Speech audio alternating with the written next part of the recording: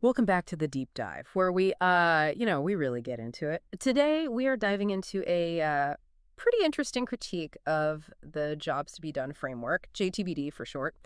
And our source for this deep dive is a blog post by Mike Boysen, and he does not hold back. Thankfully, we have our expert here to help us unpack all of this because they've seen a lot of these frameworks come and go over the Yeah, years. that's for sure. Always a new one popping up, Yeah. promising to be the be-all and end-all. Exactly. And Boyson really gets into that. He talks about how he was drawn to JTBD because he was trying to solve these problems with digital transformations, where Yeah. you put all this time and energy and money into these projects, and then the tools are not being used the way they were intended, or even worse, they're totally ignored. Oh, yeah. We've all been there. That sinking feeling when a project just totally misses the mark. Totally. And Boyson really hits on that, this challenge of really understanding user needs, which is, what JTBD is supposed to be all about. Right.